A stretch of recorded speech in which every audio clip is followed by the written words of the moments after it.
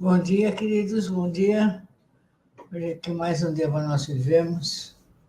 Graças a Deus, né? Tem mais um dia para a gente viver. Encarnado, né? Agora tem que explicar. Viver encarnado, viver desencarnado. Como é que nós estamos vivendo?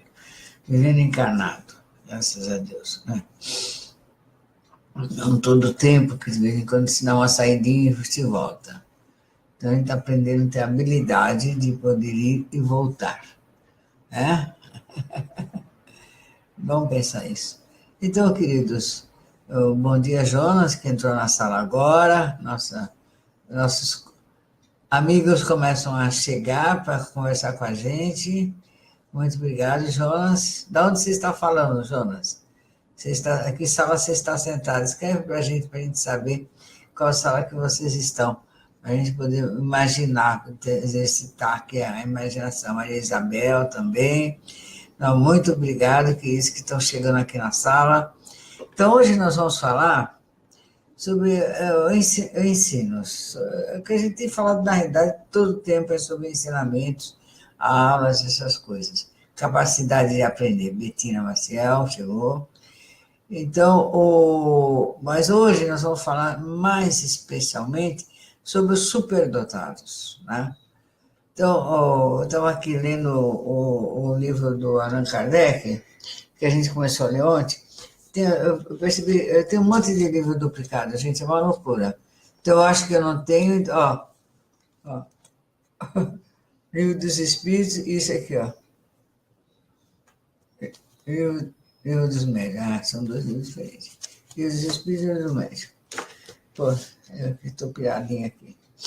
Então, Manuel, bom dia. Então, eu estava lendo os livros dos Espíritos, o livro dos Médios, do Allan Kardec, que nós comentamos sobre ontem, e estava lembrando que o Allan Kardec fez uma escola para ensinar crianças a ler e escrever, crianças francesas a ler e escrever. Não sei o nome, não estou lembrado agora o nome da escola, do estilo da escola dele, mas recupera crianças que estão aquém na escola. São métodos que ajudam as crianças a acompanhar, aquelas que têm mais dificuldade, a acompanhar as aulas. O mesmo fez o Adolf Stein, aquele teosófico discípulo da Blavatsky. O mesmo fez outros grandes filósofos, todos eles eram professores, todos eles tinham escola. Começou lá embaixo, Platão, Sócrates, eles davam aula no jardim, eles tinham um jardim. Então, eles ficavam lá no jardim, ficavam andando pela natureza e ficavam discutindo sobre a vida, não é? E depois, aqueles que eram mais ricos, como Platão, faziam os banquetes, que duravam dias, e naqueles banquetes as pessoas discutiam e falavam sobre filosofia. Foi assim que Sócrates passou os ensinamentos, Platão passou os ensinamentos de Sócrates para a humanidade, chegou até nós. Desculpa, foi num banquete. Então, e antes disso, dentro dos tempos. O que é? Salesiano, não, o Salesiano não foi o Allan Kardec. Salesiano é uma ordem católica. Ele está me mostrando assim o Salesiano como uma linha de estudo, não é. É uma ordem católica. Então, nos templos. E dentro dos templos, ficou até pouco tempo. O último grande templo escola que parou de ensinar lá dentro do templo e começou a ensinar no mundo foi o pessoal do Tibete. Então, todo mundo, filho dos tibetanos, a classe boa, que queria média para alta, que queria estudar, mandava os filhos para os templos. Nossa, era uma grande escola, uma grande faculdade. E lá no topo, lá em cima, morava o Dalai Lama, mas o resto tudo era faculdade, era escola, em que as pessoas aprendiam o que o resto da população não conseguia aprender. Então, eles iam, levavam seus empregados, seus escravos junto para lhes servir e tudo mais. mas era uma escola. Ele terminou essa escola, essa última grande escola, caiu em 45, se não me engano, quando eu nasci, 70 anos atrás. Então, até então, ainda lá no Tibete, o ensinamento era feito dentro dos templos. E eu acho que nas tribos indígenas nossas, até hoje, quem quer aprender vai ficar lá junto com o pajé, né? Ou aprende a sobreviver junto com seus pais e junto com o cacique, que é mais a sobrevivência, plantar, colher, essas coisas, mas o estudo sobre coisas mais profundas ele tem que ir lá com o pajé. Eu acho que isso funciona até hoje dessa forma, né? Então, quando começou a fazer estudos mais laicos, sem religião, foi uma coisa nova que começou a ser feita. Então, o estudo sem pregar religião, mas na realidade, todas pregavam. É difícil o que não pregava, né? Então, aqui não prega, já prega. Por exemplo, no Brasil, uma das primeiras escolas, faculdades que entrou no Brasil foi os protestantes, Mackenzie, se não me engano, né, que fizeram Mackenzie aqui em São Paulo. Mas os presbiterianos, os metodistas, os batistas, foram os primeiros que foram fazendo faculdades e escolas aqui em São Paulo, que não eram as católicas. A Igreja Católica fez escola em tudo quanto é lugar, né? Tanto que até bem depois da Idade Média, para você estudar, você tinha que ser padre. Então, todos os filhos de famílias abastadas iam para um convento para poder estudar, né? Ou pelo menos ficar um padre durante um tempo, depois saía, porque é lá que tinha estudos. A pessoa no povo comum, que não era católico, não tinha grana, não tinha como ir. Então, a Pestalozzi, isso mesmo, foi o método de ensino qual a definição, por favor? É que o Allan Kardec criou a Pestalozzi, a Escola Pestalozzi de Ensino, que existe até hoje, isso aí, que eu queria lembrar. Então, eles faziam aulas ali, né, desse jeito. É assim que aprenderam no judaísmo, a pessoa entrava para a escola de Cabala, entrava para a escola do rabinato, e vai aprendendo, e ali vai estudando, vai se tornando, se destaca do comum das pessoas, né? E desenvolve coisas que depois vai beneficiar o mundo. E hoje em dia que está quase Então ele está dando assim, qual é a, a definição do modelo pedagógico de Pestalozzi dotar é proporcionar aprendizado autônomo, estimular a prática do ensino mútuo e a cooperação buscando garantir observações experimentais. Então, necessário ao domínio de si mesmo. Então, o que o Allan Kardec introduziu no mundo, e a gente vê muitas pessoas com esse pensamento até hoje, principalmente pessoas que chegam dizendo a Porta do Sol e que tiveram fundamentação espírita, eu percebo isso, é aquelas que elas falam assim, não, vamos aprender juntos, né? Então, eu e você vamos aprender alguma coisa juntos. Jamais ela aceita que ela está sendo ensinada. Então, você tem que sempre estar trocando com ela te ensina uma coisa, você ensina outra, ou você dá a impressão que ela está ensinando, mesmo que você já saiba. Então, mais ou menos isso aí. Então, mas ela tem esse pensamento de vamos aprender junto. Quando alguém chega na pessoa e fala, vamos aprender junto, eu já sei que ela teve, na infância, ela foi influenciada pelos ensinos de Allan Kardec. Legal, maravilha. Conforme a pessoa faz, ela ensina, ela aprende, aí você já mais ou menos entende que jeito que é o pensamento que a pessoa funciona. É assim, as escolas vão marcando os ensinos, vão moldando a nossa personalidade e mostrando que jeito a gente é. Então, esses ensinos religiosos, religiosos todos foram ensinadores, todos fizeram escola mesmo, escola formal, escola para as crianças, escola para tudo, todos eles, não tem, os católicos fizeram até mais que isso, eles fizeram de escola, fizeram hospital, e fizeram uma outra coisa muito importante, que eu acho que se deve muito ter espalhado a doutrina no mundo, essas duas coisas, asilos para criança abandonada e velhos. Então, ninguém queria ficar, aquelas classes, mas bastava com as crianças pulando para cá, para lá. Então, fui na escola internada. Minha mãe mesmo estudou na escola São José, lá em São José, na cidade de São José, internada. Minha avó também estudou. E os velhos, né? Aí morre o filho, morre o pai, morre a mãe, morre o marido, aí o resto da parentada vai fazer o quê com aquele velho? Pô, no asilo. Quantos foram para o asilo? Quantos vão ainda para o asilo? Porque a família não quer cuidar daquele velho, da mesma forma que não quis cuidar da criança e da mesma forma que não quer cuidar do seu filho que é mais ou menos ativo dentro de casa, aquele filho que dá trabalho, né? Para mais ou para menos. Então, essa minoria de pessoas mais sãs é que determina o resto.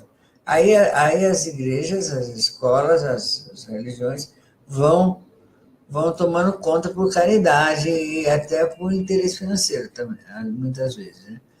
Então, as igrejas espíritas, muitas, eu lembro quando eu era pequena que eu e minha mãe, a gente ia com meus irmãos de domingo visitar asilos espíritas. Meu bisavô, ele ajudou a fazer a Casa de Davi.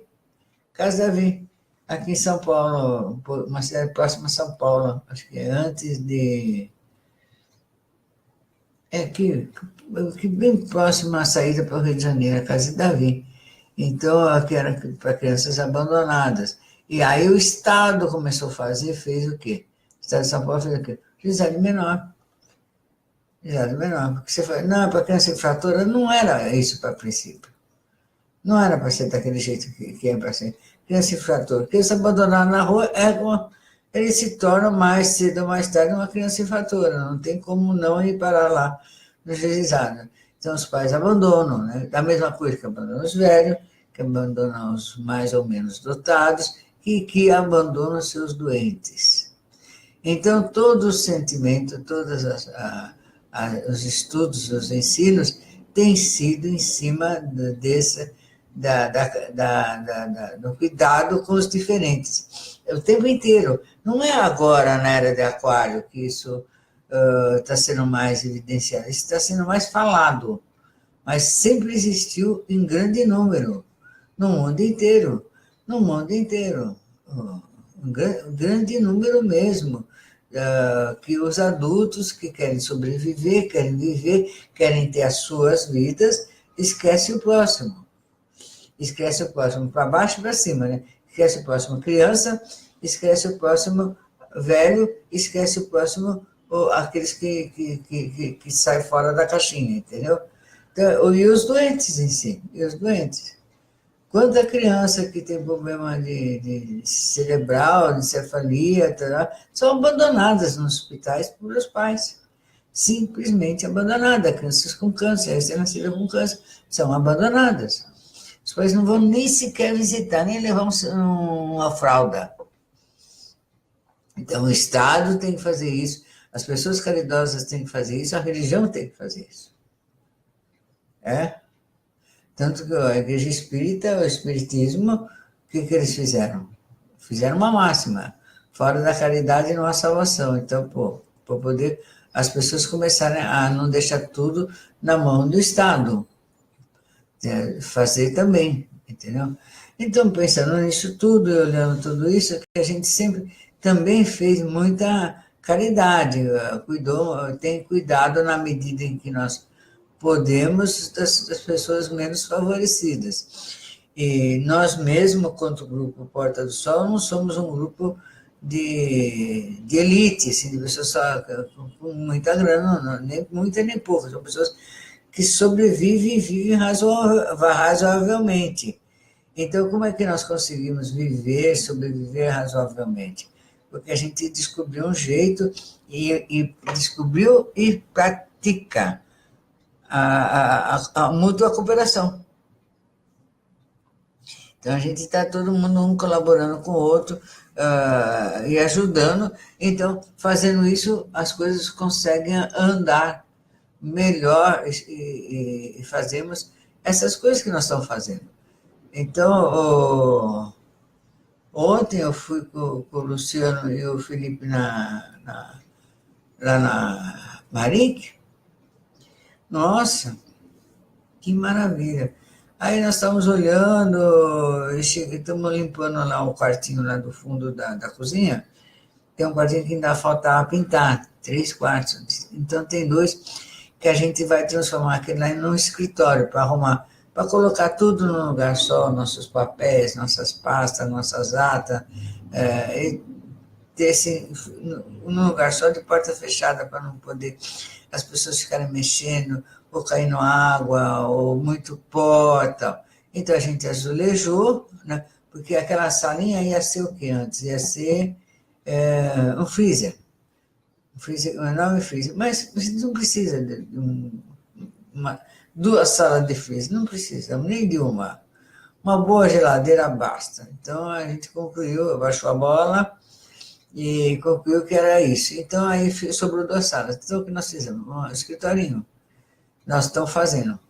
Então o Roger, querido Roger, azulejou, aproveitou todos os azulejos que sobraram das construções anteriores e azulejou, e o Paraná agora está pintando. Então nós vamos comprar tinta para colar, para pintar, e eu acho que domingo a gente vai voltar lá e talvez a gente vai começar já a arrumar como escritorinho lá. Põe em ordem, né? Põe em ordem, colocar em ordem. Já temos 2 armários, precisando de mais um, é isso, assim vamos. Então, vamos colaborando com os outros. Então, refletindo sobre o estudo, eu vejo que a Porta do Sol não escapa, não difere muito das outras organizações já consagradas, que é o ensinar. Então, mas nós desde o começo ensinamos. Eu sempre achei que a gente ensinava porque eu venho de uma família de professores. Minha avó era professora, minha mãe professora. Eu não fui professora, mas fui professora de escola, fui professora de acupuntura e de terapias alternativas. A minha bisavó foi farmacêutica, foi uma das primeiras turmas de farmacêutica no Brasil a abrir farmácia junto com meu avô em Piracicaba. Meu avô é um homem espírita, mais sensível, ele aguentava que minha avó tinha diploma, ele não. Então, isso aqui para a sociedade ali na época era uma coisa assim meio espantosa. Então, então o que foi o objetivo dos ensinos das escolas? Abrir a cabeça das pessoas, ensinar. E a maioria das pessoas, no seu todo, elas se conformam com o que sabem, com o que aprendem. Em geral, não querem aprender mais do que aquilo que, num período da sua juventude, conseguiram aprender. Não querem mudar, porque cada vez que você faz um ensinamento, você aprende alguma coisa, você compromete com aquilo que você aprendeu. Não dá para você falar mais que você não sabe. Não dá. Então, aí tem gente que prefere não correr o risco de se comprometer e preferindo não aprender, além do necessário para viver.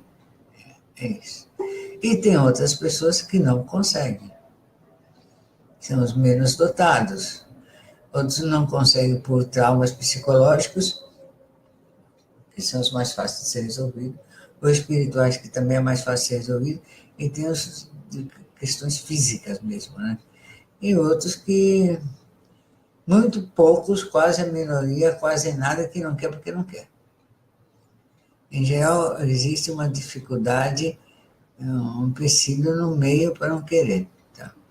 E outros não querem por caridade, não querem diferenciar da sua família. Então, acho que mostrar sua inteligência junto com irmãos que não são tão inteligentes, pega mal, fica chato, ele fica sendo muito discriminado dentro da sua família, então se faz de burro para poder viver.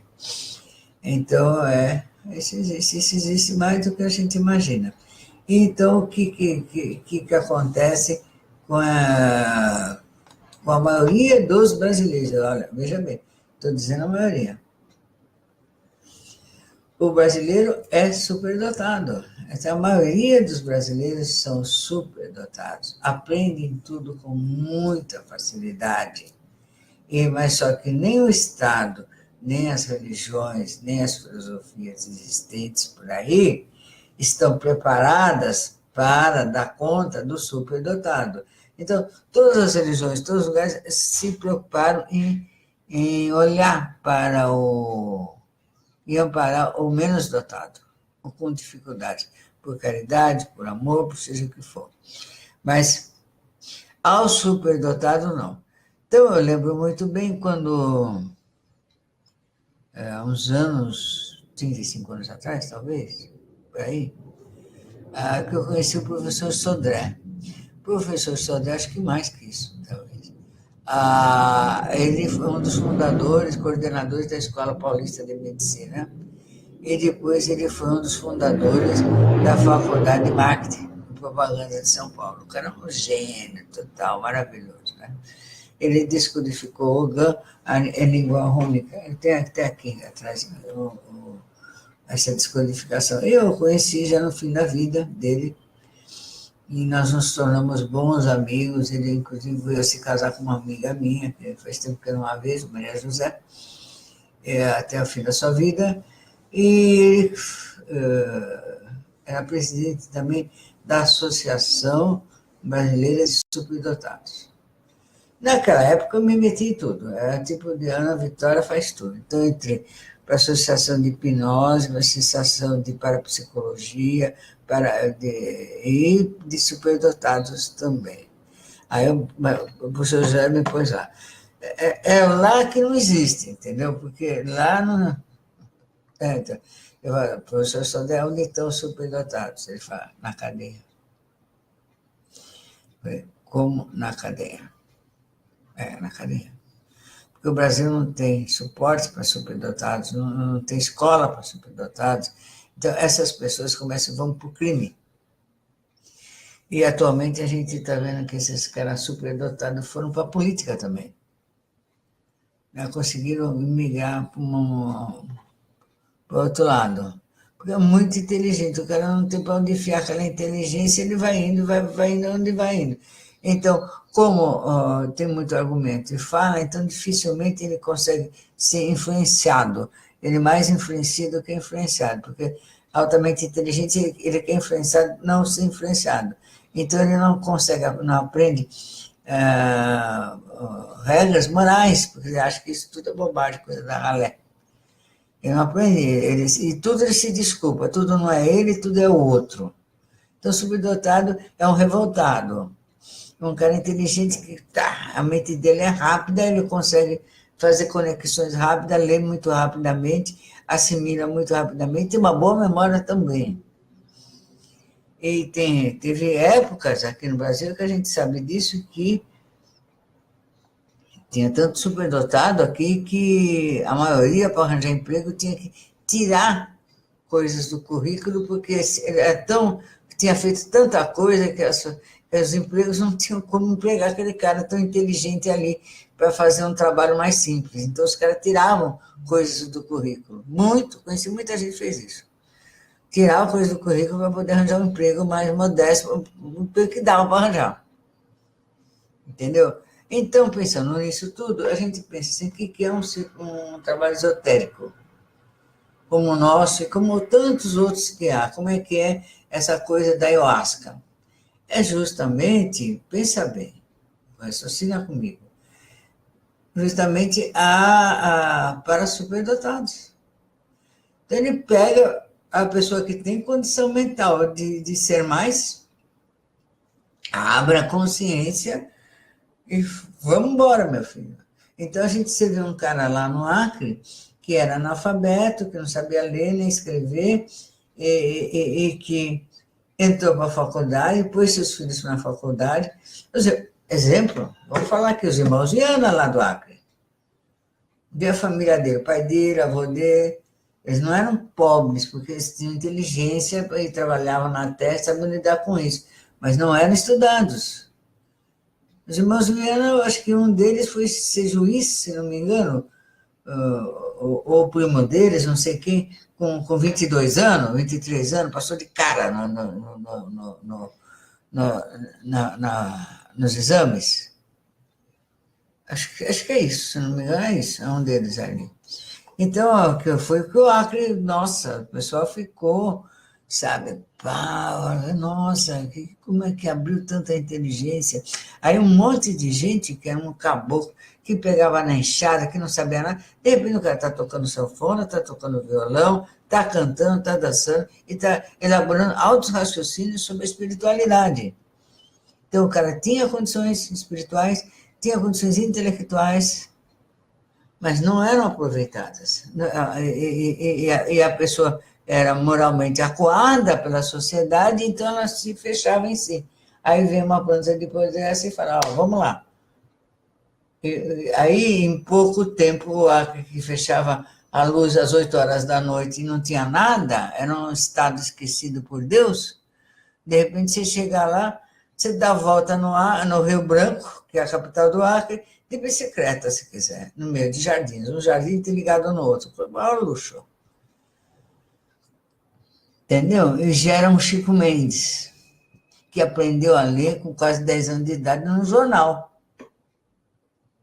Uma inteligência superior, Chico Mendes. Os raciocínios que ele teve é de uma inteligência superior.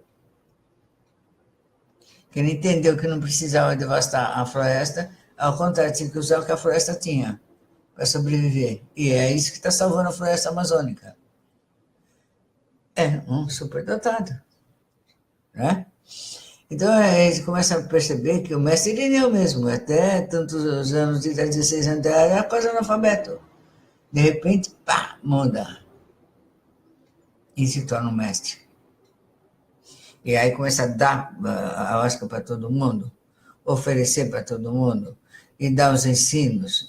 Porque o mestre Irineu ensinou muito, ele ensinou muito. Então, acho que os padrinhos têm ensinado, mas não tanto quanto se espera que ensine, espero que ensine mais. Mas, então, eu, para não criticar ninguém, então, nós temos a porta só que ensina, então nós fazemos. Né? Então, em vez de falar dos outros, a gente mesmo fica fazendo isso. Então, temos assim, ensinos. Então, vamos explicando e falando e contando que a história da iniciação, a história de iniciática são iniciados desde que o mundo é mundo, que tiveram obras escritas, trabalhos sociais feitos em prol da humanidade. Todos os iniciados escrevem e fazem alguma coisa em prol da humanidade. Nenhum fica fechado só em si mesmo. Mesmo aqueles que ficam mais escondidos, eles fazem coisa em prol da humanidade. Eu vou dar um exemplo bom. Paracelso. Que viveu, quando o Brasil foi descoberto, acho que ele faleceu, né? Foi nessa época, mais ou menos. Pô, a medicina só é medicina até os dias de hoje porque existiu Paracelso. Né? Só tem psicologia porque existiu Paracelso, tem a homeopatia porque existiu Paracelso, tudo por Paracelso. Ele deu o princípio de tudo. E ele não era nem ele, era ela, né? Ele pegou os restos mortais dele e viu que a pelve dele era de mulher, não era de homem. Por quê? Naquela época não se podia, mulher não tinha como entrar, era patriarcado no seu auge. Tanto vamos ter, não só ele, mas vamos ter também a Joana d'Arc. Né? A Joana d'Arc morreu na fogueira, coitadinha dela, né? Mas o Paracelso conseguiu saber o peso do dinheiro e pagou os padres para cuidar dele, das coisas dele e da vida dele. Então, uma grana para os padres todo mês. Aí tá. Super dotado, inteligente, maior que a sua turma de época, seus pares. E agora essa planta de poder chega no mundo e começa a despertar esses superdotados todos. essas pessoas todas, e começa a fazer coisas para cá, para lá, para cá, para lá. Abre a cabeça das pessoas. É claro que as pessoas ficam espantadas de tanta coisa que vem no cérebro, tanta coisa para fazer.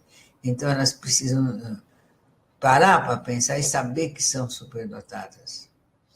Claro que no meio disso tudo tem aqueles que não são, têm a inteligência normal, que eu acho maravilhoso.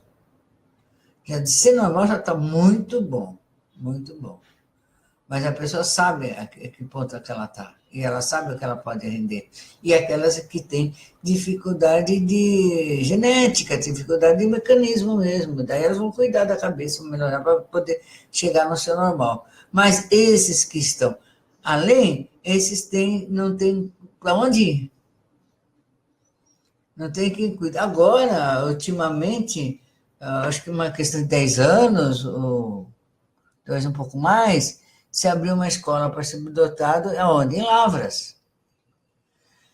Aí você olha em Lavras, que é o centro das drogas, de tráfico de tudo quanto é droga do Brasil. Está lá, em cima dos superdotados.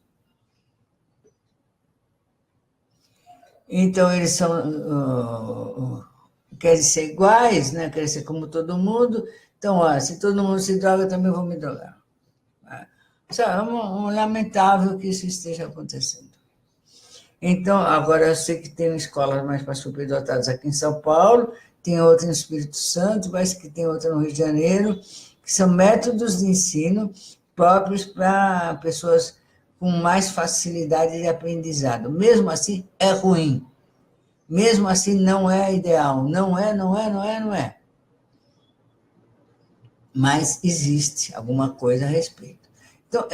Então aí o mestre Irineu, a ayahuasca, essa planta de poder, ela dá um gás na sua inteligência e a pessoa começa, ela por ela mesma, se virar, porque ela não pode esperar nem do Estado, nem dos grupos esotéricos, filosóficos, religiosos, centros secretos, não secretos, que seja o que for. Né? Não, não dá para esperar isso. Não, então eu vou estudar nos Estados Unidos. Também não dá lá, não dá. Você só fica com o diploma americano, e aí? Chega lá, o que eles vão ensinar? Que você possa não saber aqui. Entendeu? Você pode ganhar mais dinheiro, só porque você tem um diploma de lá, mas isso aí. Aí vai estudar na França, vai estudar em Londres, vai estudar na... Nenhum deles ainda é satisfatório para isso, embora há uma atenção maior. Então, eles oferecem para o superdotado o quê? Que ele mude de país, ele começa a se tornar de outro país, sai do Brasil. Então, você começa a ver as grandes invenções, a maioria tem brasileiro ali no meio, que se filiou a outro país.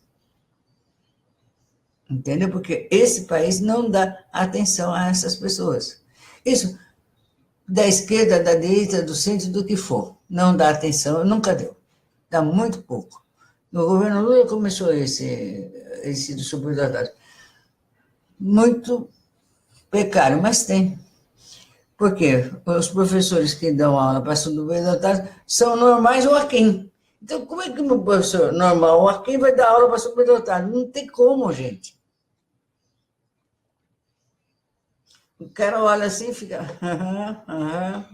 e tira sarro e acabou. Não tem como levar a sério um troço desse. Para começar por aí. Então, uma planta de poder como a nossa, ela adequa o cérebro para aprender mais. Ela expande a consciência. Abre, mostra um universo que jamais foi visto antes. Facilita a aquisição da inteligência. Acalma. Então, faz a primeira coisa que uma pessoa precisa fazer para aprender. Acalma o cérebro. Se você não relaxar, querido, superdotado ou não, não vai dar. Entendeu? Tem que relaxar. Agora, não adianta querer relaxar através da maconha. Não vai, é artificial, não vai dar. Entendeu? Você vai precisar aprender realmente a relaxar. Você lembra que eu falei respira? Respira, respira. Eu estou falando, vai respirando. Vai respirando, vai respirando. Respira em direção ao cérebro. Oxigênio no cérebro. Não use nada que vai te desgraçar o cérebro. Não use. É a preciosidade. Então, não beba, não durma, coma, tome água, limpe o cérebro e aproveita para você fazer o que quer. O que você quer fazer na vida com a sua superinteligência? O dom que Deus te deu. Que conteúdo você quer pôr aí nessa máquina maravilhosa? E vão fazer. Então, eu tenho visto pessoas dentro do Dharma que deram uma evoluída assim não fala financeira, intelectual, moral, de tudo quanto é jeito. Então, eu já vi gente assim passar em faculdade assim, em primeiro lugar. Eu tive um amigo que ele passou em 3 faculdades em primeiro lugar, fora da medicina. Então ele foi lá falar comigo porque não sabia qual das 6 ele ia aceitar. Eu falei, ai, meu Deus do céu, eu queria ter esse problema. Olha só, o cara tá uma crise. Qual faculdade vai ser melhor para mim? Entendeu? Superdotado. Estudou mais que os outros? Não, estudou só. Não, é isso. Então eu vejo assim, outros tantos que deram saltos na vida. Você vê pessoas, grandes brasileiros que fizeram isso, né? E deram saltos na vida e superaram dificuldades porque a sua inteligência, usaram a sua inteligência a favor de si e da sua família, do próximo. Então, uma das coisas que eu acho que a ayahuasca faz, o sacramento faz, é nos tornar mais inteligentes mesmo, porque você limpa a cabeça das mágoas, das dores, das tristezas, das raivas, dos ódios, das vinganças, de tudo mais que é negativo, pejorativo, mundo telúrico, lá para baixo, que você acha que é justiça, que é isso, que é aquilo. Você limpa a cabeça disso e aí você vai para cima. Então, você abre a cabeça para poder aprender. Aí você adquire humildade. Porque, pensa, para você aprender, você precisa entender que você não sabe. Você tem condição de saber, mas você não sabe. Daí você adquire humildade para aprender, para perguntar como é que é isso, como é que é aquilo. Ou então, até para perguntar para si mesmo, para refletir sobre o assunto. Você tem que admitir que você não sabe, tem que refletir. Como é que eu vou solucionar tal coisa? Como é que o astral, o mundo superior, pode me ajudar nisso aí? Você tem que ter uma certa dose de humildade, senão você não consegue. Então, é isso que essa planta faz. Ela vai te dar essa condição. Aí você vai se determinar a fazer e ser melhor. Usar essa cabeça, esse cérebro, e ter essa vontade de querer mais, de fazer mais. E, além disso, da vontade, ter a coragem de praticar. Então, é essa que diferencia a pessoa normal do superdotado. Ele tem essa vontade, humildade, coragem. Tem coragem. Ele vai lá, ele se arrisca a dar certo. Se arrisca a dar certo. Não tem medo quando dá certo. Não se sente que ele está humilhando o próximo que não sabe com a sua inteligência. Entendeu? Tinha um amigo meu que era um superdotado que foi secretário da Ruth Escobar. Os dois são falecidos hoje em dia. Eu quero falar mais de 6 línguas, sabia tudo, super inteligente. Vai beber pra caramba, porque não tinha emprego para ele, não tinha nada. Primeiro, porque ele era muito arrogante, segundo, muito inteligente, terceiro, ele sacava tudo muito rapidamente. Então, é insuportável, no bom sentido. E no mal também, ninguém aguentava ele. O Escobar gostava dele, então ele gostava de lidar com pessoas que trabalhavam na arte, achava mais libertário, e então ele estava bem como secretário dela, e foi assim até o fim. Aí um dia ele resolveu mudar tudo isso. Claro que ele era visto como o melhor na sua família e entre seus amigos, era visto. todo mundo tinha um certo respeito com ele, sabia que o respeito, então ficava tirando sarro. Ah, você que é mais inteligente, você que sabe mais. Então, quem sabe mais, dá mais, né? Então, todo mundo ia pedir coisas para ele, desde ideias até dinheiro, tudo. E ele se sentia assim, às vezes, não dizia as coisas que ele pensava para não humilhar a inteligência do outro, que era menos que a dele. E ele vivia nesse drama. Então, para não sofrer tanto, ele bebia. A gente não conhecia a Oscar naquele período, nem eu também. Então, senão eu teria oferecido a ele. Um dia ele estava em casa, virou para a esposa e falou assim, lá na Santa Cecília ele morava. Eu vou lá embaixo comprar um cigarro, já volto. Ele desapareceu. Foi ser mendigo, aí foi achado deitado no meio da rua, entre os mendigos, na frente do Teatro Municipal, na frente da loja do antigo Mapping. Depois foi Cercias, não sei o que mais, mas na época era Mapping. E ele, muito inteligente, chegou ali, sacou qual era a vida dos mendigos e se fez mendigo e ficou lá. Ficou 2 anos lá. Quem quisesse ia lá. Então eles iam lá falar com ele. E os mendigos aceitaram ele e nenhum dos mendigos se aproveitaram dele. Eles quiseram abusar da sua inteligência, nem nada. Então, a maioria daqueles mendigos, eu lembro que a gente foi com o professor Sodré lá também, dar uma olhada nele, conversar com os mendigos, a gente fez um trabalho muito grande com os mendigos. A maioria dos mendigos é superdotado. Os caras têm uma habilidade de sobreviver incrível e de adaptação incrível. Só uma inteligência superior consegue fazer aquilo. A maioria, gente, pasme, é a maioria. Se deram muito bem. Até que um dia ele ficou com dó da família. Falou, bem, essa família está penando sem minha ausência, sem meu dinheiro, sem minha vontade, eu vou voltar. E voltou. E ficou. Mas ele passou a vida com saudade daqueles meninos. Volta e meia ia lá para conversar com eles. E assim tinha outro. Teve um outro também, aqui no Jardim da Saúde, que ele teve uma visão com um anjo, que apareceu para ele, e disse que ele tinha que ficar na frente da igreja de São Judas para passar recados, mensagens para as pessoas. Ele era um puta de empresário. Ele pegou, passou tudo para a mulher, para os filhos, para não sei o quê, para um administrador. Tchau e bem se foi. Também conheci. O cara super inteligente, super dotado. Os filhos não se conformavam de ter o pai naquela situação da rua. E ele dormia na rua, todo mundo gostava dele, todo mundo conhecia ele. Né? E ele ficava lá passando mensagem. Eu não sei, esse eu não acompanhei o que foi feito da vida dele. Talvez uma hora tenha voltado, mas ele pegou esse trânsito. Então a gente precisa, sabe? Então, superdotado, às vezes dá uma. Sabe? Igual o carro que pega o beck. Espanada. Então, as escolas iniciáticas são para quê? Para regularizar essa. Não deixar. Dar essa espanada no cérebro. Poder organizar. Vai até aqui, dá um passo, volta 2 passinhos. Vai indo com segurança, vão fazendo as coisas.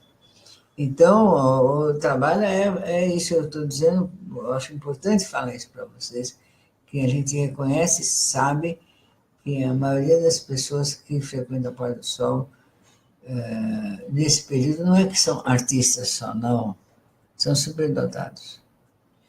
E eu tenho maior orgulho disso, adoro, quero mais. Então, eu queria agradecer ao Luciano, a Maria Isabel, a Bertinas, a Jonas, ao Manuel Madeira, ao Gabi, ao Douglas, a Ana Paula, ao Sérgio, ao Jonas, a Débora, Augusto, Rosane, Gálcio, José de Oliveira, Paula Trapper, José Ramos, Anitta Mafra, Kelly, Franciele, viu, Franciele, aprendi, Eliane, que estão aqui presentes na nossa sala junto com a gente, Josi, também aqui presente.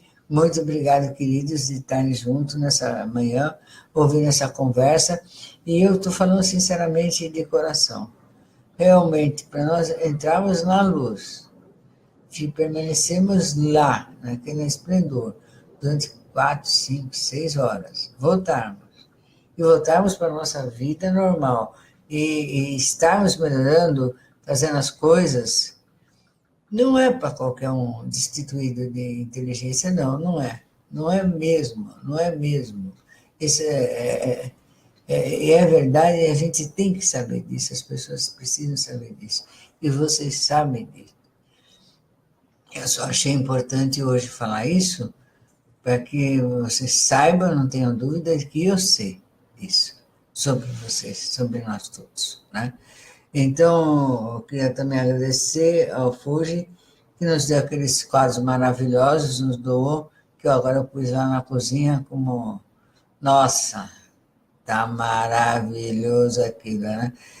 São fotos que ele tirou da fumaça dos incensos. Maravilhosa, maravilhosa. Inteligência, super dotado. Esse é outro, né? Nossa, na cabeça pra caramba, como tantos outros têm na Porta do Sol. Então, agora, queridos, vocês têm que usar essa cabeça, mostrar que sabem, para vocês mesmos, para suas vidas, facilitar a sua vida, sabe? Não perder tempo com mesquinharia, com probleminha menor, com bobagem, né? Cuida da sua vida. Vai em frente, vamos em frente, vamos em frente. Não vamos ter medo de ser mais inteligente, medo de ser mais dotado, medo de ser mais espiritualizado mesmo. Entendeu? Não pode ter medo disso. Nós estamos trabalhando para isso. É para isso que estamos tomando essa maravilhosa sacramento, para nos tornar melhores. E vamos ter o quê? Piedade com aqueles que não são, claro. Compaixão com aqueles que não são, claro. Fazer caridade, claro, claro. Mas o que eu falo, eu tenho sempre falado a vida toda. Então, como é que está a sua mão? Você está assim? Você está assim. Está dando ou está querendo só receber? Né? Então, tem que fazer os dois. Tanto dando como recebendo. Tá?